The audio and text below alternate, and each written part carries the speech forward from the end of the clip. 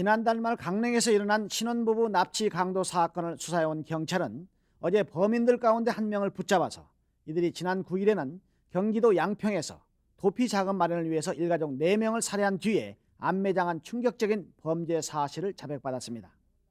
경찰은 오늘 낮 양평국도에서 멀리 떨어진 산골짜기에서 4구의 시체를 모두 찾아냈으며 어젯밤 대전에서 총상을 입고 달아난 주범 이성준 등 범인 2명을 뒤쫓고 있습니다. 살해 암매장 사건과 경찰의 수사 상황을 차례로 보도해드립니다.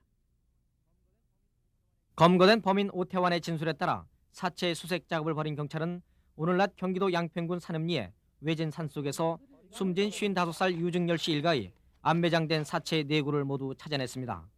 사체가 발견된 곳은 국도에서 13km가량 떨어져 사람의 통행이 거의 없는 산속 비포장도로 부근으로 사체는 모두 손발이 묶인 채 비포장도로 아래쪽의 산골짜기에 암매장돼 돌과 나무 등으로 덮여 있었습니다. 현장에 끌려 나온 범인 오태환은 도피 자금을 마련하기 위해 노약자만을 태우고 가던 유 씨의 승용차를 범행 대상으로 삼았다고 말했습니다.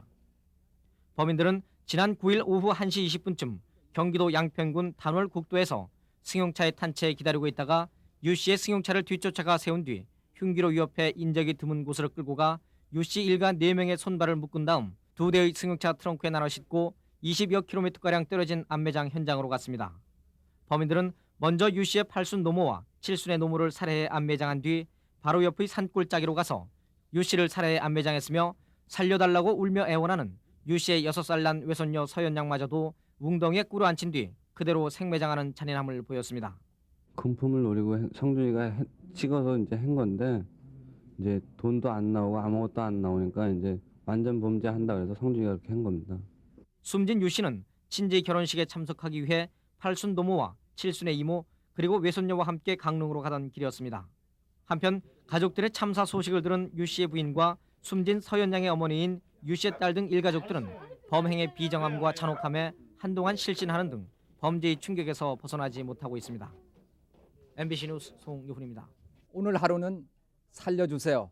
5살 난 어린이의 처절한 애원이 국민 모두의 눈에 가슴에 돌덩이와 흙더미로 함께 무너져 내린 날이었습니다.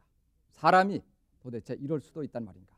11월 12일 MBC 뉴스데스크는 차라리 외면하고 싶은 양평 일가족 생매장 살해 사건 속보부터 전해드리겠습니다. 말 그대로 인면수심의 일가족 생매장 사건의 주범 얼굴은 신문으로 덮여져 있었습니다. 주범 이성준은 오늘 오전 대전시 동구 천동 주공아파트 옥상에서 가슴에 총상을 입고 숨진 채로 발견이 됐습니다. 경찰은 주범 이성준이 숨짐에 따라서 나머지 범인 3명에 대해서 이들의 여죄를 집중 수사하고 있습니다. 제2사회부 정형일 기자가 차례로 보도합니다. 경기도 경찰국은 오늘 양평 일가족 생매장 사건의 범인 윤용필과 오태환 그리고 숨진 이성준의 애인 심혜숙 등 3명의 신병을 대전 동부경찰서와 서울 영등포경찰서에서 넘겨받아 강도살인과 사체 유기 혐의로 구속영장을 신청했습니다. 경찰은 이들이 저지른 다른 범행이 더 있는지와 공범이 있는지 여부를 밝히기 위해 분리신문을 통해서 지난달 29일 강릉 신혼부부 납치 강도 사건 이후의 행적에 대해서 집중 수사하고 있습니다.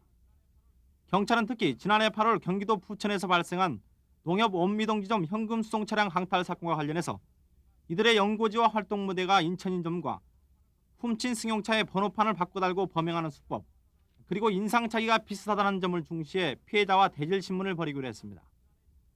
경찰은 또 지난해 12월 군포시 주택은행 3번 출장소 4인조 공기총 강도 사건과의 관련 여부도 캐고 있습니다. 경찰은 그러나 주범 이성준이 숨진 데다가 이들이 다른 범행을 완강히 부인하고 있어 여죄를 밝히는 데 어려움을 겪고 있습니다. 양평 그 있고 딴 범죄는 아무것도 없습니다. 부천 농협 사건 기억하시죠? 잘 기억 안 납니다. 듣지도 못했습니다. 경찰은 내일 강릉과 양평 등에서 현장 검증을 실시할 예정입니다. 한편 김기춘 검찰총장은 경찰로부터 이번 사건을 송치받는 대로 신속한 재판과 집행이 이루어지도록 하라고 수원지방검찰청에 지시했습니다. MBC 뉴스 정영일입니다. 양평 일가족 생매장 사건의 범인들은 이 끔찍한 사건 외에도 강도와 날치기 등 모두 11건의 범행을 더 저지른 것으로 밝혀졌습니다. 수사 속보를 정형일 기자가 보도합니다.